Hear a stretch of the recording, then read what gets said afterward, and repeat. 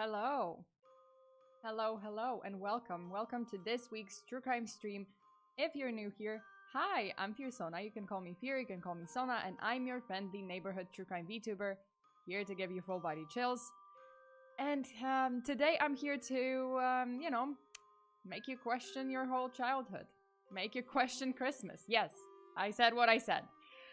Okay, so today I have a story that's like a little bit different than what I usually cover in my true crime streams.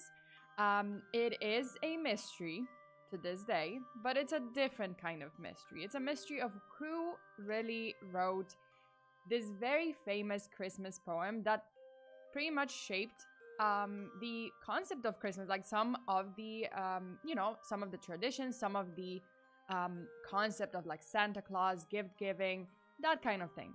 Yeah, it is the famous poem The Night Before Christmas, which actually the poem is originally titled A Visit from Saint Nicholas. Everyone is like, yeah, I made it. Yo, hi.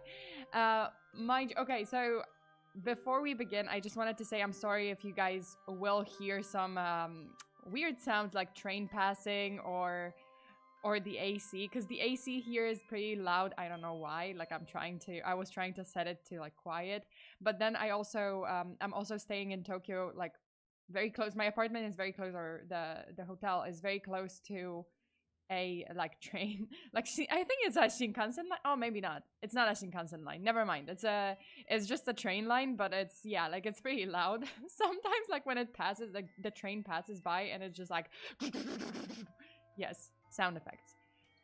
Okay. Honestly, I have been questioning Christmas the whole day since I found out SCP. What? Okay. Question Christmas. Okay, let me say hi to the chat first. So who's here? Okay, so Tyrant, hi. DMJ is here. Vlad, Rune S.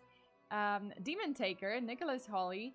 Hi, hello. How are you guys doing? Vlad, Luis, Santiago, hi! Oh, it's been a while. Haven't seen you around in a while, but hi, Luis. And then the John Active, hi, hello. IDK Bacon 53, Ryoki, hi, hello. And Silverjack, who else? Hi, how's it going? Gun Puppy is here, awesome. Okay, so let me read you a bit of this poem first before we begin. Wait, let me prepare my poem reading voice. Oh, Andy! Hey, hi Sona. Finally got time to catch a stream. Great. Thank you so much for tuning in. And Nicholas said, "I'm doing fine. Hope it's the same for you." Yeah, it's the same. Like I'm having a great time. I came back from Osaka. I'm so sorry that I had to reschedule the stream from yesterday. It was supposed to be last night, but unfortunately when I came back pretty late. And unfortunately like the next morning, because it was morning for me when I was supposed to be streaming, but then my throat was just like no, it ain't happening. So you okay? Yeah, I'm just preparing. I'm just getting ready to read the poem. Okay, so you guys can let me know if my microphone is, the volume is fine. If if the music is like too loud or too low or whatever. Like you can let me know in the chat. Ian, Sona, Merry Christmas. Well, it's not Christmas yet, but anyways, yes, Merry Christmas. Merry Christmas to you all. Okay. So let me read the poem. Was the night before Christmas, when all through the house, not a creature was stirring, not even a mouse. Hopefully the owners locked their doors and windows. Otherwise, you might as well just like put out all the money and electronics and jewelry out for the robber. Just, make it easier. The stockings were hung by the chimney with care, in hopes that St. Nicholas soon would be there. They didn't look up, did they? Honestly, these people. The children were nestled all snug in their beds, while visions of sugar plum danced in their heads. Please, I'm getting diabetes just by reading this poem. My mama in her kerchief and I in my cap had just settled down for a long winter's nap. Meanwhile, no mention of any safety measures in the story whatsoever, only bad parenting. When out the lawn, there arose such clatter. I sprang from the bed to see what was the matter. Being an irresponsible homeowner is what it is. Away to the window I flew like a flash, tore open the shutters, and threw up the sash. Call 911, don't get close to the windows. Holy shit, god damn it, no. It's a robber. The moon on the breast of the new fallen snow gave the luster of midday to objects below. Also fucking cold. Close the damn window. When what to my wondering eyes should appear but miniature sleigh and 8 tiny reindeer. That is called trespassing. With a little old driver, so lively and quick, I knew in a moment it must be Saint Nick, or a trespasser. More rapid than eagles, his courses they came, and whistled and shouted and called them by name. Jesus Christ, Santa Maria, it's dead of the night. This is public disturbance. Call 911. It's a trespasser. Oh my god, why? Wow, I'm getting in my Christmas spirit already, if you couldn't tell. Listen, some people are jolly, and they, you know, channel their inner Santa or inner little helpers, Santa's little helpers for Christmas, or whatever. I have my own style. I don't know, I channel something like Clint Eastwood, Bruce Willis, or Liam Neeson. Sorry. I love how Sona is adding her comments to the story. Well, listen, this poem is very questionable in terms of like house safety and responsible home ownership. Just, you know, don't do it. Like if you hear weird sounds right outside of your house in the dead of the night, just call 911 because, and you know, it is likely a robber trying to rob you and get their own Christmas presents. Sona should have her own riffing on stories type of series. Sona, you're really gonna say someone is a trespasser when there is only one person who flies on a sleigh with reindeer? Yes. I don't care if it's on land, in the air, they are trespassing. It's like listening to a let's play on a visual novel. Oh jeez. Listen, I told you. I'm like, my Christmas spirit is like, you know, imagine Clint Eastwood in a Christmas hat, or Liam Neeson, that kind of thing. I would, you know, if someone asked me for a gift, I'd be like, I'm gonna threaten your life for you. Like, you know, just dim the lights. I'm gonna go Liam Neeson and I'm gonna threaten your life, and then, you know, and you can thank me later. It's gonna be an unforgettable experience. I would watch that series. Okay. I couldn't read this poem with a straight face. Okay, so fierce Christmas walkthrough. Exactly that. Okay, so you guys probably know this poem that I just read. I mean, who doesn't? A visit from Saint Nicholas, or Saint Nick, or the most commonly known title, The Night Before Christmas, is likely the most famous Christmas-themed poem, and it was first published in 1823 under an anonymous author. But it was really written by who exactly? So that is the mystery I've got for you today, the story behind who really wrote "'Twas the Night Before Christmas," and who is responsible for shaping some popular conceptions about Christmas and Santa Claus as we know them. The poem was first published in the Troy Sentinel of New York on December 23rd, 1823, and the editor's note admitted to the following, quote, "We know not to whom we are indebted for the following description of that unwearied patron of music, that homely and delightful personage of parental kindness, Santa Claus, his costumes and his equipage, I think. As he goes about visiting the firesides of this happy land, laden with Christmas bounties. But from whomsoever it may have come, we gave thanks for it. There is..." Okay, why is this music so loud? I'm sorry, my music is like so loud. Yeah. Sorry, breaking that, you know. Breaking the, breaking the atmosphere. Okay, anyway. But from whomsoever it may have come, we give thanks for it. There is, to our apprehension, a spirit of cordial goodness in it, a playfulness of fancy, and a benevolent alacrity. Jesus, words. Anyway, so they basically said, okay, we don't know who wrote it. You know, we are indebted to them because obviously this shaped the image of Christmas in a way that we didn't know before, and obviously, you know, we're thankful. So the poem took an entire column in the Sentinel and was titled, quote, "An account from a visit of Saint Nicholas," end quote.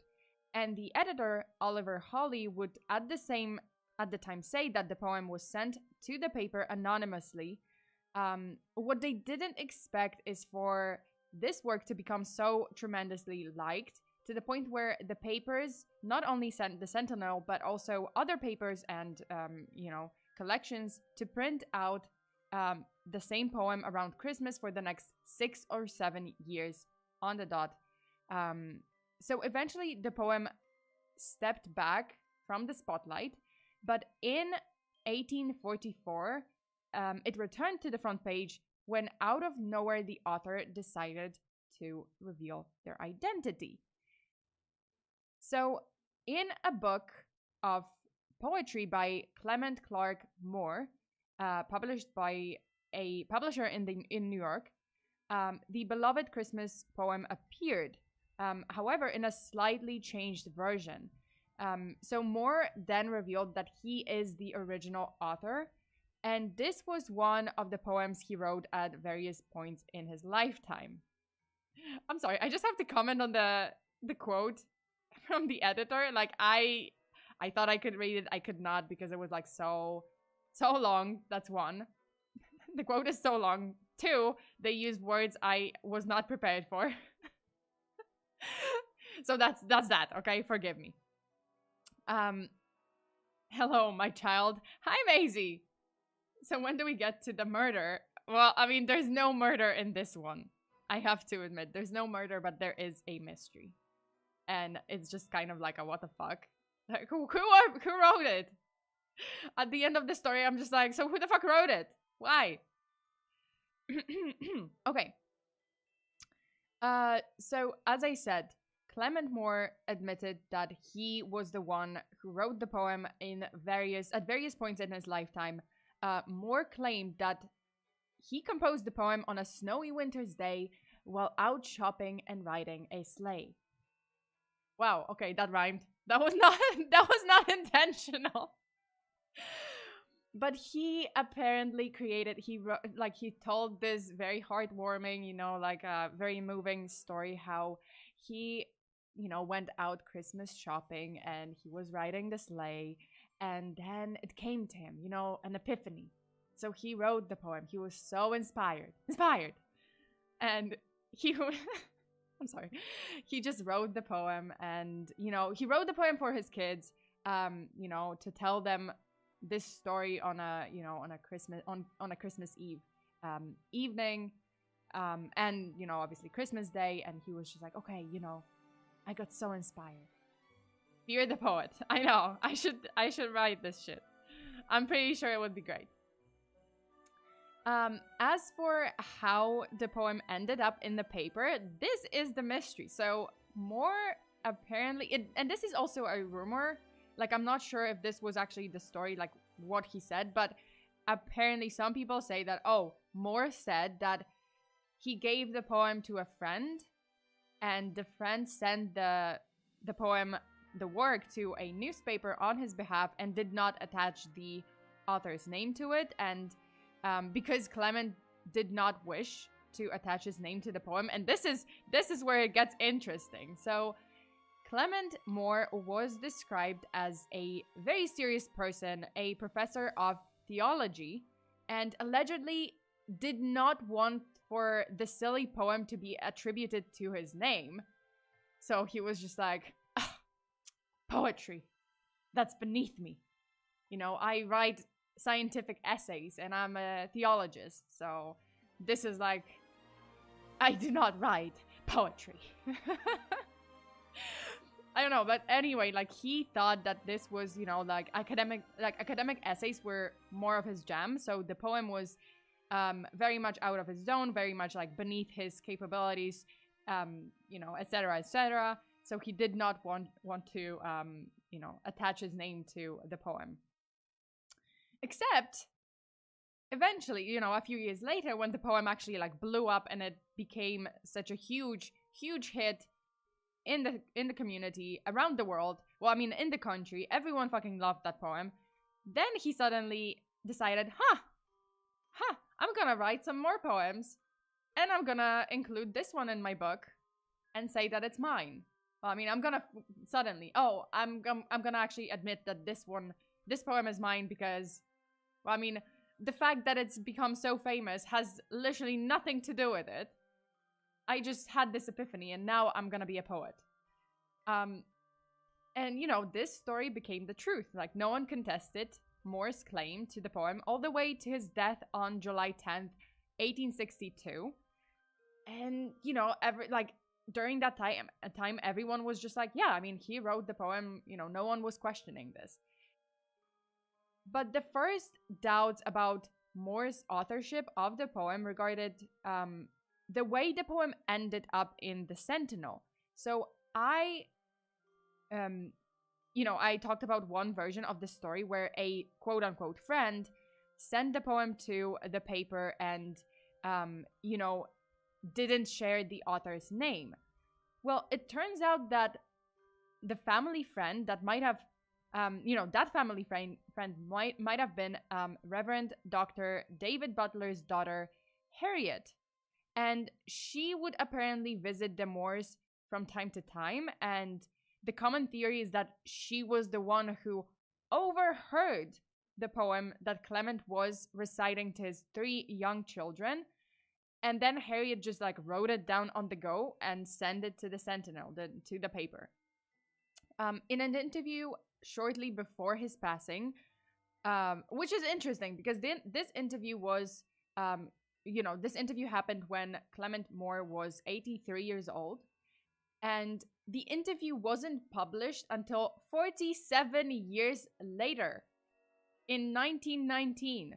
For some fucking reason. Kill me. I don't know why. They just didn't publish this interview, this magical interview, for 47 years. Why? I don't know. Ask me, I will ask you.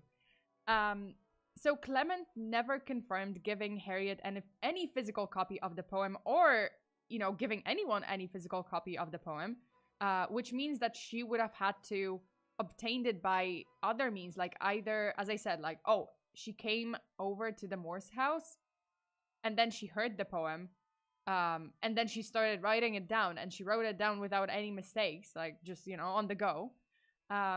Or she obtained it maybe from Clement's children, except the children were basically toddlers, so they couldn't write or read. And maybe the oldest daughter, like, I think the oldest daughter was like capable, like she could write, she could read, but it doesn't seem so. Like, they were interested in the story. They weren't interested in, you know, the writing or, you know, writing it down. I don't know. Yeah, I made those sounds because I'm like, clearly I just simply don't know like how this could have happened. Okay, but someone, you know, must have had the original manuscript of the poem, right? Like there must be the original that Clement wrote down. Nope. The original manuscript, you know, if no original manuscript ever survived into the modern times, at least not to the knowledge of Moore's like descendants, if there was an original manuscript at all. Like this is the handwritten version of the poem, like handwritten by Moore, but this is not the original manuscript. And I'm gonna get back to this one because it's also interesting. So more and more questions arose, and eventually the historical mystery gained attention from one professor, Donald Foster, a professor of English at Vassar College in New York, who specialized in textual analysis. So he came forward with a shocking theory. Clement C. Moore was never the author of A Visit from St. Nicholas. He was actually an imposter and stole the fame from the actual writer. So Foster had found the person who, in his and the family's opinion, was the true author of The Night Before Christmas, and that person was Major Henry Livingston Jr. So it's very interesting because there's a bunch of, you know, evidence that points to Henry Livingston Jr. as the original author of the poem of Twas the Night Before Christmas, and I am gonna list them out now. Let me list out all the evidence like in favor of Henry Livingston Jr. And also like against evidence in favor of Clement Moore. And honestly, when I was looking at the evidence in favor of Clement Moore, there's not that much. Like it just doesn't seem very legitimate. Meanwhile, like when you look at all the evidence in favor of Livingston, it kind of like it makes sense. So first of all, I mentioned that Clement Moore was a professor of theology and carried a reputation of a rather serious, you know, studious man who thought that poetry was pretty much beneath his persona. Before the Christmas poem, Moore only wrote academic papers, nothing that would indicate his interest in poetry whatsoever. Meanwhile, Henry Livingston Jr. wrote primarily poetry, and it turns out that his style, the style he used was, as well as some of the, you know, the phrases that were used in Twas the Night Before Christmas, you know, they did match, you know, this style. They were the same. So, you know, he was using that language and it just made sense. Like, oh, okay, you know, this person seems like a more likely author than Clement Moore. So, on the other hand, Moore claimed that the poem was never meant to be published in the first place, and it was something that he wrote for his children. The Moore family also confirmed this story. Like, they were insistent that, yes, this poem was written for the three children, and it was never meant to be published. It was, you know, like he was never interested in, well, I mean, for a time at least, not never, because as we know, he did release a poetry collection suddenly after the Epiphany, after the poem got famous. Nothing suspicious at all. Oh, wait, let me see. Swiper, no swiping, what? Such a little poem creating such a big problem. I know, right? It's like this heartwarming, you know, jolly little story, and then it just like created so much drama. Seems to be a problem not only with poems, but patents and other things. Oh yeah, I mean, come on, Edison and Tesla. Pff, please, that's a whole lot of drama. That's a whole lot of different drama. Like Edison was such a dick. Okay, so let me move on. So Moore's poetry published later under his name in that, you know, the collection of poetry had an entirely different feeling from the Christmas poem. His writing, even in poetry, was like, it seemed very serious, unlike that one single piece, that one single work, which had a festive, jolly and playful feel. This is according to Professor Foster. So obviously, you know, there's the question of objectivity. Livingston, on the other hand, was known to be for the optimistic feel, playfulness of words, and satire. So like he was in his you know, in his works, he was often like his works often matched the feel of that poem.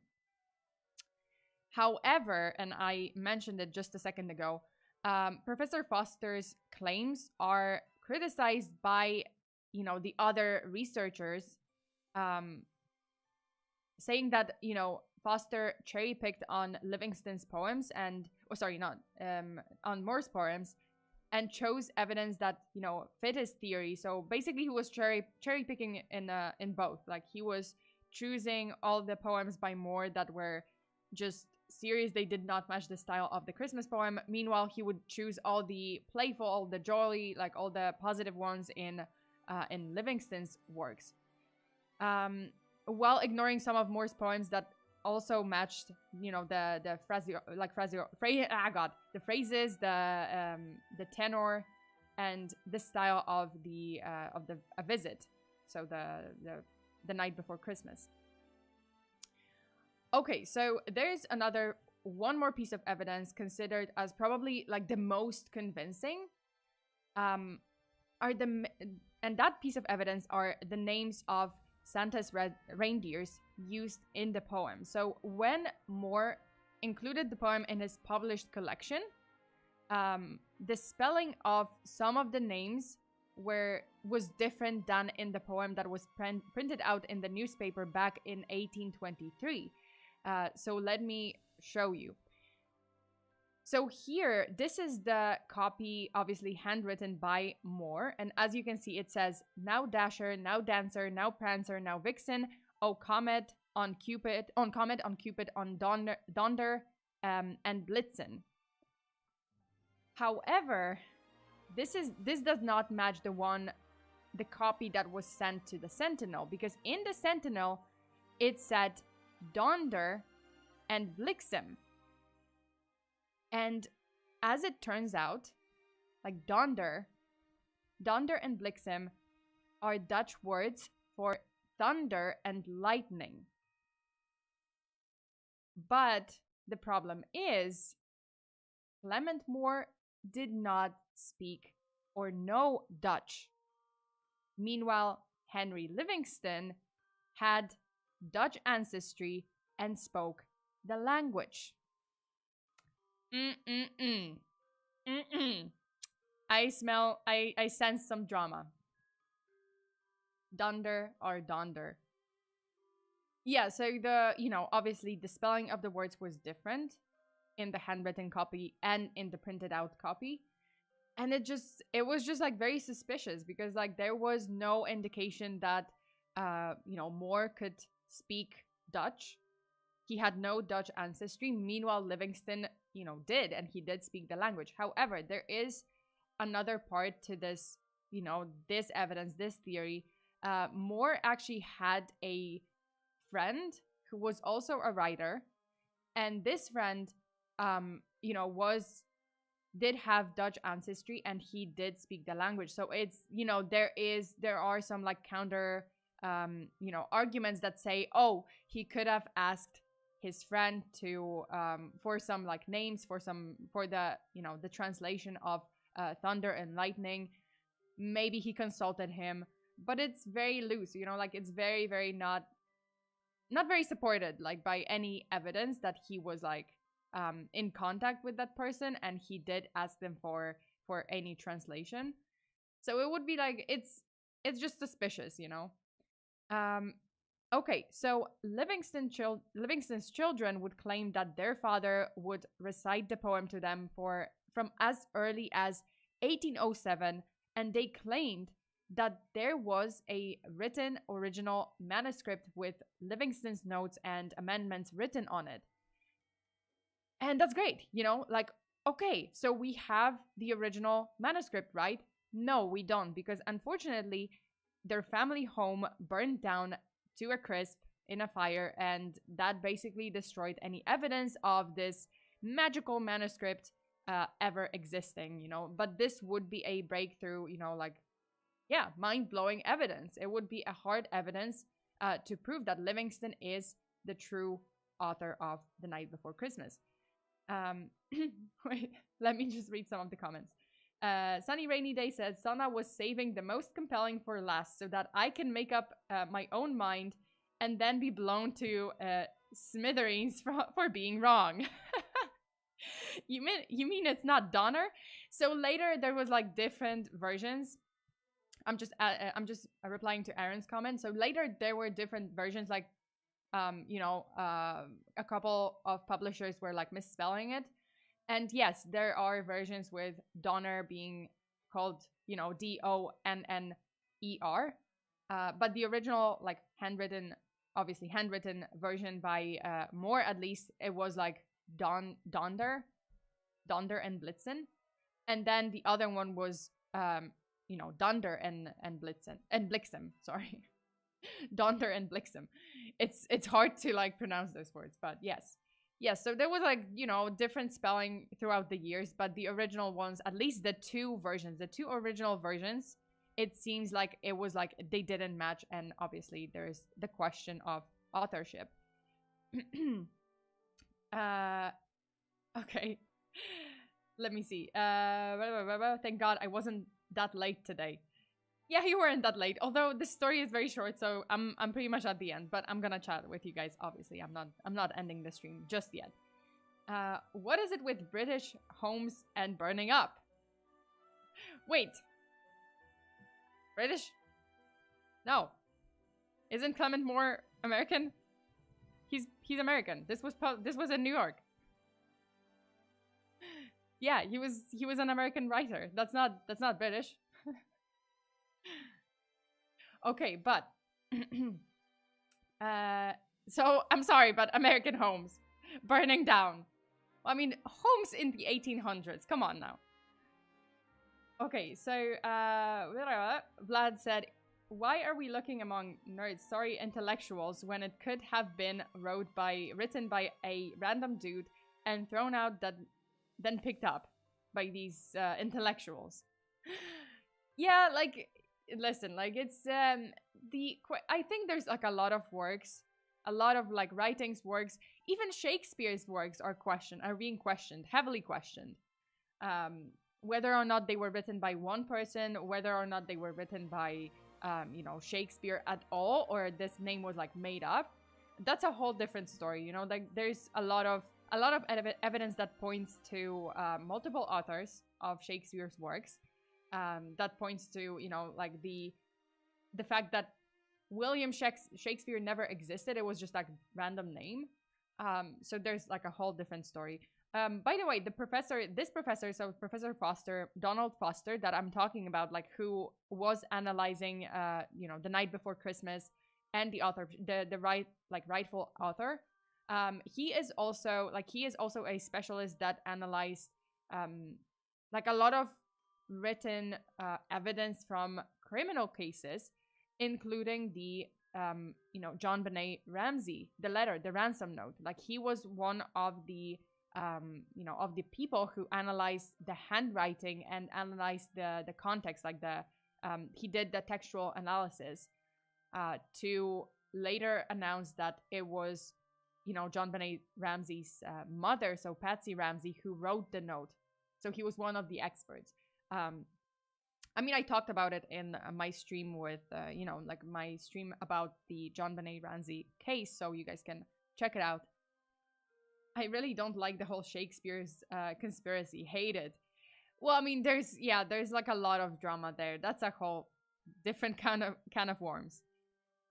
Okay, so David Tennant wrote Shakespeare. I don't know. I didn't get into that too much. Like, I did see that there's a whole lot of drama about it. Like, obviously, here and there, I do see different facts, different like articles that talk about it. I never decided to go down that rabbit hole. I might. Honestly, it's very interesting. So I might actually do it. I might actually go down the rabbit hole and see where it leads me. Okay. So on to back to the story. As I said, there was there were talks about like original manuscript. The Livingston family was claiming, okay, there was an original manuscript, but unfortunately, boohoo, it burned down. Oh well, bad luck. Oh no. But then in a book from 2016 titled Who Wrote the Night Before Christmas, analyzing the Clement Moore versus Henry Livingston question, author by the name MacDonald P. Jackson, the professor of English at the University of Auckland, New Zealand, conducts a deep evaluation of the evidence and opposing arguments, as well as he employs modern computational stylistics in order to examine the infamous, like the famous controversy. Jesus, why did I say controversy? So he applies, modern methods to analyze the poem, to analyze the writing, and the whole, drama. And Jackson's conclusion after years and years of work was that Henry Livingston Jr. is the true author of the famous Christmas poem, but not everyone is convinced. Hence, we have the mystery, to baffle our minds to this day. But does it really matter? Like, truly, does it really matter? Not really. Honestly, I just like the poem. It's a heartwarming story. It shaped Christmas. Obviously, it's been a while. It's been like over 100 years. 200 years. Yeah, it's been 200 years by now. Well, 199. But, yeah, I mean, technicalities. But yeah, like, it's obviously, yes, I understand it feels shitty for the descendants, the families to think like, oh, okay, this person stole it from our ancestor and they are famous around the world as the author and they probably got royalties or whatnot. Even though they didn't, apparently, like, nothing really, well, I mean, at the time, Clement Moore himself, like, didn't get any compensation for the poem. He did get fame. I don't know about the family, like, probably they did. Honestly, like, the descendants, yeah, they were probably milking it, since Clement is the official author. But, by now, I think, by now it's been, like, reproduced so many times, and it's, it's past the expiration date of copyright infringement, so it's fine. And that's it. That's pretty much it for this story. So that was fun. So the mystery is unsolved to this day. Good song, though, for the nostalgic. I know, right? Oh, yeah, that episode had it turn out that Shakespeare's lost play was actually part of an evil plan by a bunch of aliens to take over the world. Oh my god, so Shakespeare was an alien? Or his works were written by aliens? Wow, okay. Didn't expect that. It's a fun poem. We don't need to know who wrote it. Yeah, I mean, by now, I think not that many people care. Like, I obviously care about the story. It's an interesting fact, and it's an interesting story to know about. But honestly, I don't really care who wrote it. It's just a fun poem, and it's just like kind of, it's become an icon of Christmas, sort of. Like one of the symbols of Christmas, like there's so many references to it in in our culture, in Christmas around the world, during Christmas around the world. It's just like so many references in the movies, so many references in music. It's been reproduced so many times that by now it's just like part of our life, part of the culture, and that's it, part of Christmas. Sona doesn't watch Doctor Who, apparently. I do not. I don't know what was there Shakespeare, alien Shakespeare conspiracy? Jesus. What is this show? What is happening in that show? Death of the author. Can we all agree that Candace was the original author? Sure, why not? And then the Doctor wrote his own ending to the play to stop the invasion. What the fuck? Is that what happens? What is happening in that show? Sona, the world is flat, the government is full of lizard people, angry mob. This is clearly true. Yeah, see? Whatever I say goes. We have lizard people, we have what? The flat Earth being flat, so we have the edge of the world. If you fall, a huge turtle is gonna eat you, because clearly the world is, positioned on the back of a huge, gigantic turtle. you know, cosmic turtle. That's it. That's my theory. I know it's true.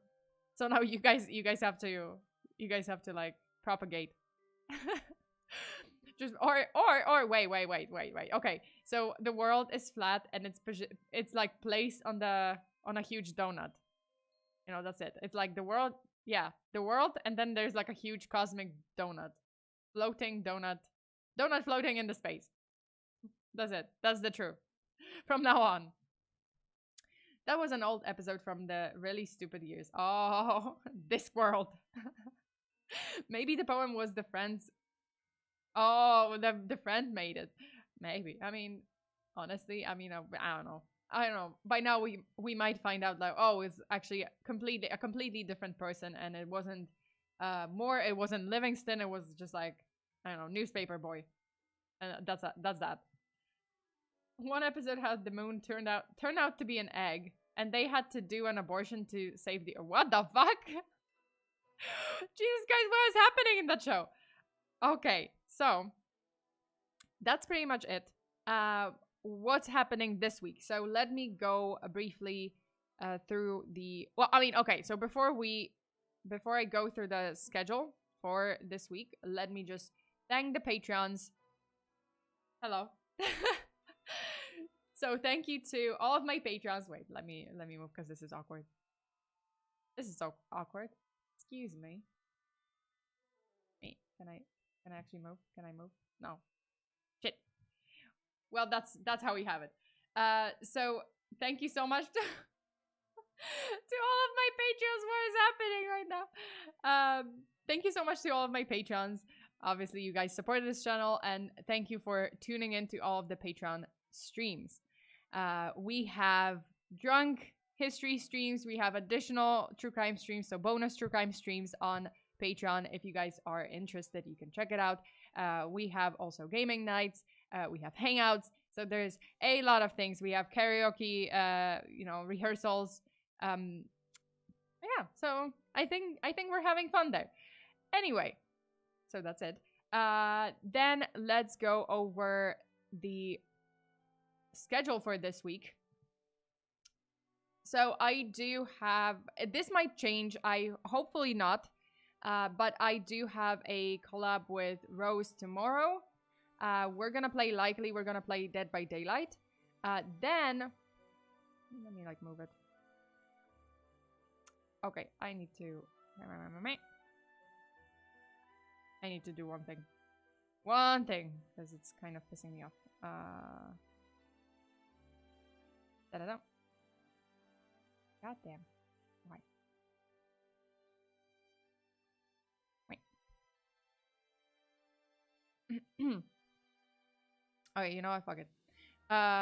So we have a collab with Rose, and that's gonna be on Tuesday evening, 7 p.m. Pacific time.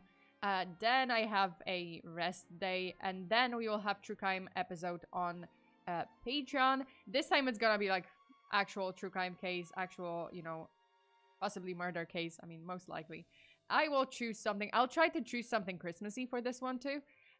Then on Friday, goddamn, we have Choo Choo Charles. That's a game that's coming out soon. It's coming out on December 9th or 8th. I'm gonna play it on Friday because I think it's coming out, it's coming out on the 8th, but my time it might be 9th or 10th. So I'm just gonna like play it on Friday. So Friday evening we're gonna have Choo Choo Charles, and I'm gonna have nightmares. I'm not gonna sleep that night. And then we will have another True Crime stream on YouTube on Sunday evening Pacific time. And this time I have a True Crime case tied to the World Cup. Yeah, you heard it right. You heard it correctly. There is a murder case tied to the World Cup.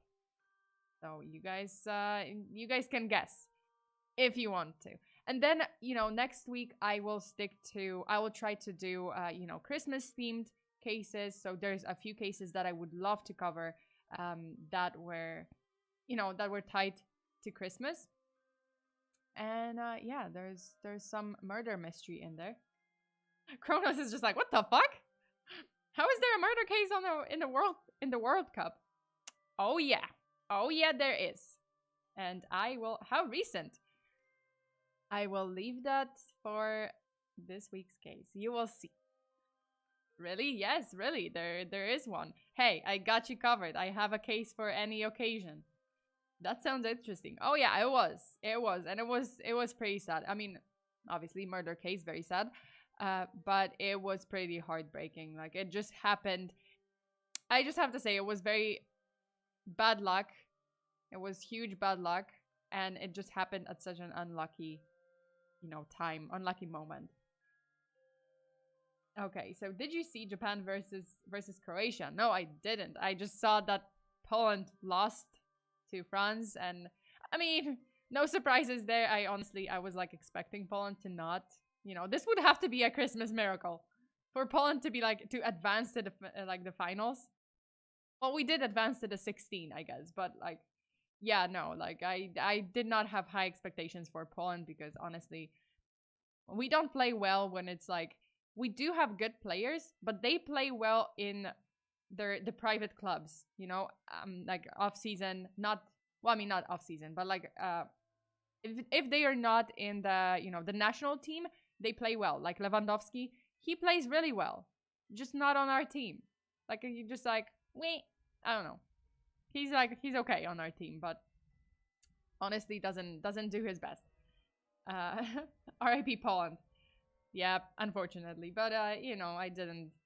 Yeah, I didn't have high expectations anyway. U.S. lost to the Netherlands. At least we made it that far. Yeah, you guys made it. Like U.S. made it pretty far. And see, like this is impressive because I guess football is not very well. I mean, football, not not American football. It's not, I guess it's not as popular in the US. Like in the US it's more like American football, right? Like that's the big thing, and baseball, that's the big thing.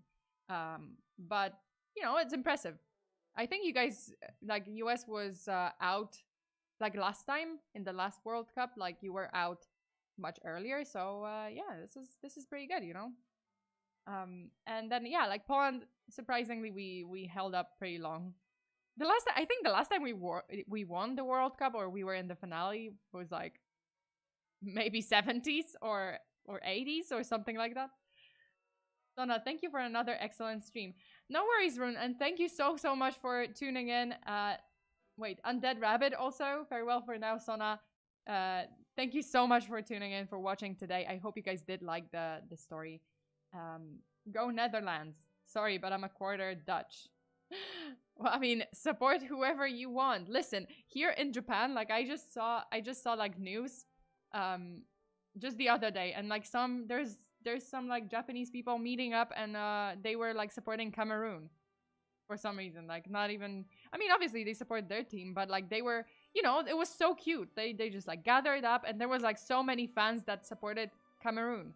And it's kind of like it's kind of a surprising mix, like Japanese people just supporting this team from Cameroon. It was pretty cute. So yeah, like they had fun. I had fun. I liked watching them cheer on Cameroon. It was pretty surprising. Thanks for the stream. Wait. Wait, because I just saw something and I was just like, wait, what? But thanks for the stream. You're welcome. Thank you so much for being here. And bye, Eduardo. Bye. Thank you so much for being here. Portugal.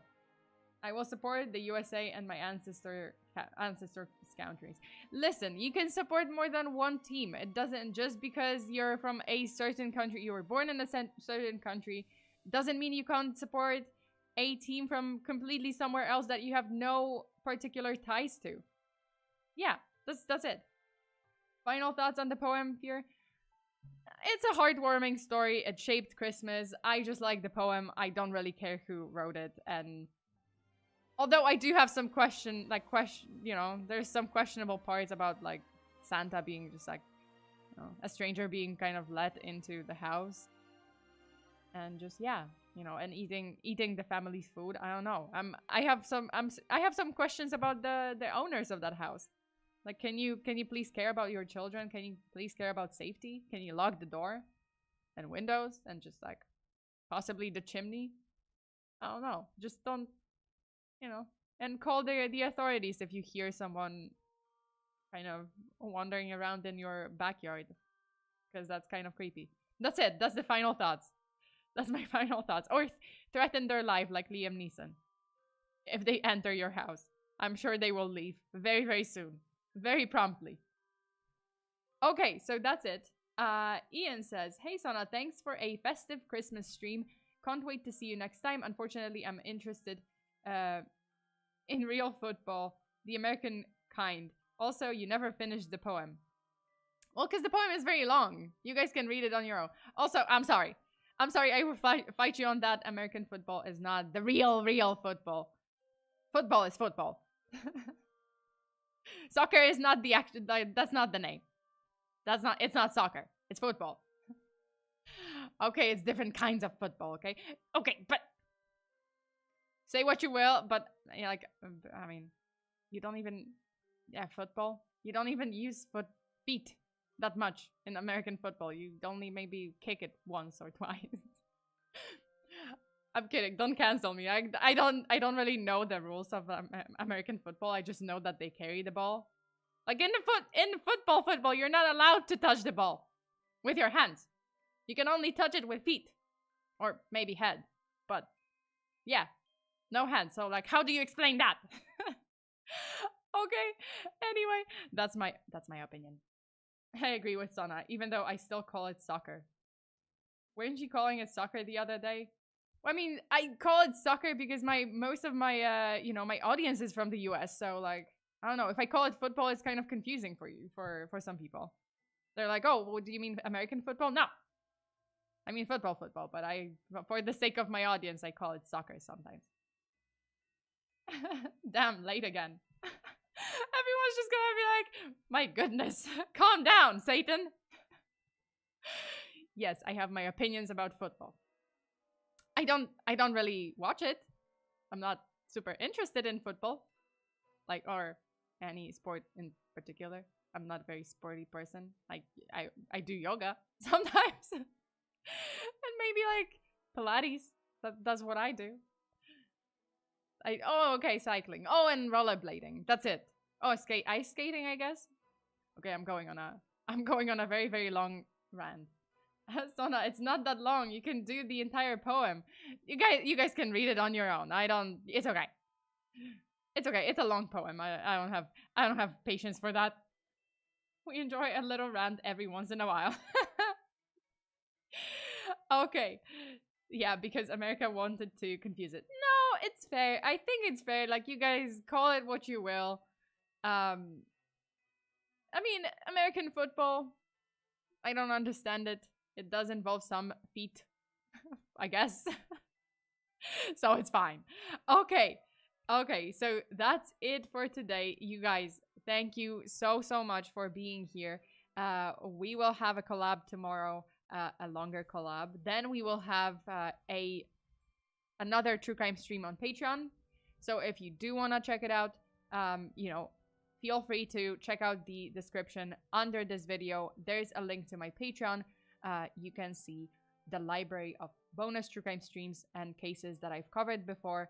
You can see a library of karaoke streams that I did, and just other hangouts and streams that I did. So art streams, all that stuff.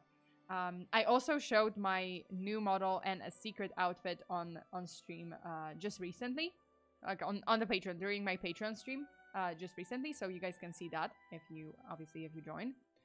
And yeah, so we're gonna have a stream on Patreon this Thursday. Then we will have Choose Your Charles, so the horror game on Friday, and then the murder mystery on Sunday. That is a World Cup murder mystery. That's it. So stay safe out there. Always lock your doors and windows. Bury your hexes. And until the next time, Merry Christmas. Bye.